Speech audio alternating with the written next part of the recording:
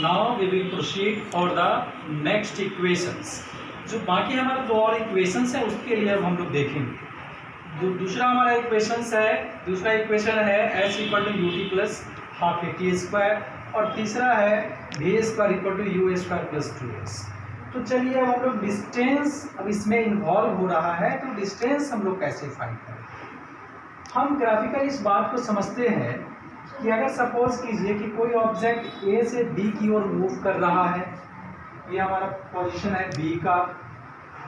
अगर कोई object A से बी की ओर मूव कर रहा है तो एक्स एक्सिस और इस लाइन के द्वारा जो हमारा ये एरिया कवर हो रहा है, ये पूरा पार्ट, इस पूरे पार्ट का अगर हम एरिया निकाल दें तो हमारा डिस्टेंस निकल जाएगा। कैसे? ए से बी की ओर जा रहे हैं तो यहाँ से एक लाइन यहाँ नीचे की ओर गिरा दे और फिर ये नीचे की ओर आए। अब ये जो हमारा पार्ट होगा, ये ट्रेपेजियम का part A B C G F, ये जो पार्ट हमारा होगा, अगर इसका एरिया फाइंड कर लें तो हमारा डिस्टेंस निकल जाएगा। तो चलिए डिस्टेंस निकालने के लिए इस ग्राफ का हम एरिया निकालेंगे। Distance covered by the object from A to B का अगर हम ओ टू बी निकालेंगे, इस पूरे ट्रायंगल का एरिया निकालें।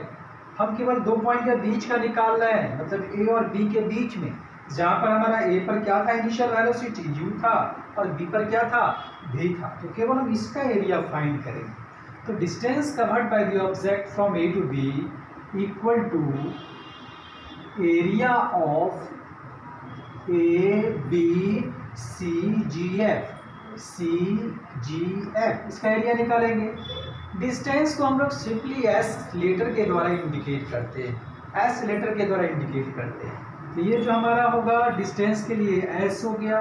इस ग्राफ के एरिया कैसे निकालेंगे, क्योंकि ए बी सी जी एफ हमारा क्या है, एक ट्रेपेजियम है। That means area of trapezium क्या होगा, A B C G F. इस A B C G F trapezium का एरिया निकाल लेंगे। That implies S equal to trapezium का एरिया आप जानते हैं half into sum of the parallel sides into height, ये होता है।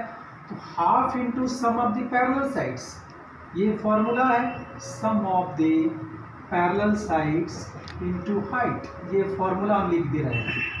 अब जरा सा देखेंगे यहाँ से s equal to 1/2 sum of the parallel sides, एक साइड ये है और दूसरा साइड ये है।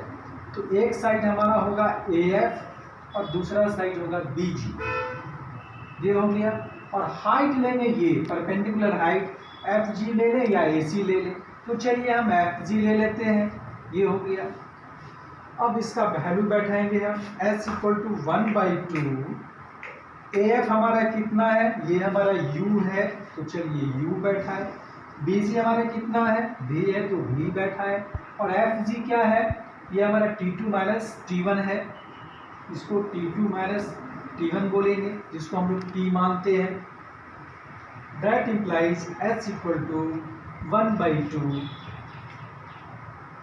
यहाँ पर U रहने देते हैं और V इक्वल टू आप जानते हैं कि V इक्वल टू क्या होता है, V equal to U plus AT होता है। इस बात को ध्यान में रखेंगे, V equal to U plus AT।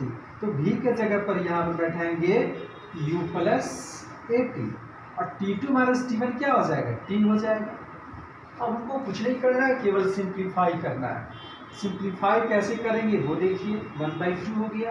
U और U को जोड़ेंगे तो 2U plus AT into T, कुल मिलाकर के s इक्वल टू 1/2 मल्टीप्लाई करें तो ये हो गया 2U इंटू T, इस T से भी मल्टीप्लाई करेंगे और 1/2 AT इंटू T। तो 2 से 2 यहाँ कट गया, इसलिए हमारा क्या आया, s equal to UT plus half AT square. ये हमारा दूसरा इक्वेशन प्रूफ होगा, ये दूसरा इक्वेशन प्रूफ होगा। तीसरे इक्वेशन के लिए हम लोग क्या करेंगे, जो थर्ड इक्वेशन है D square equal to U square plus 2as, हम यहीं से इस पार्ट से आगे की ओर बढ़ जाएंगे, यहाँ से हम लोग बढ़ जाएंगे। हमारा सपोज कीजिए कि ये जो पार्ट है, अगेन फिर से यहाँ पर ले लें हम,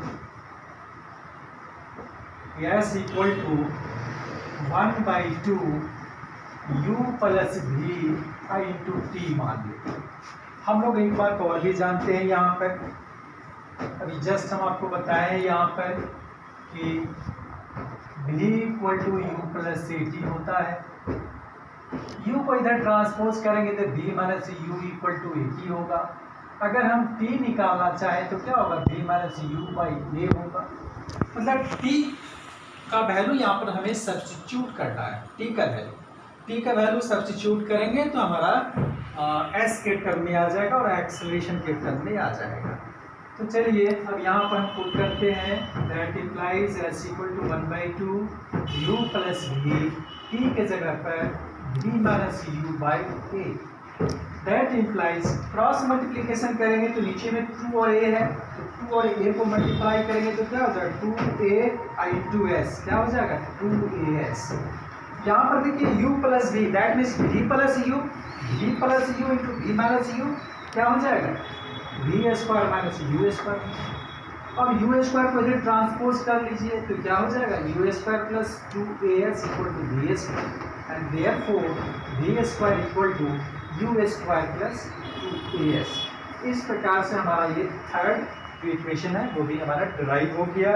इस इक्वेशन को वेलोसिटी डिस्प्लेसमेंट इक्वेशन हम लोग बोलते हैं, और इसको हम लोग क्या बोलते हैं, डिस्टेंस टाइम इक्वेशन, जो ऑलरेडी पहले ही हम डिस्क्राइब कर चुके हैं। तो ये हमारा तीनों मोशन ग्राफिकली यहाँ से हमारा प्रूफ हो जाएगा।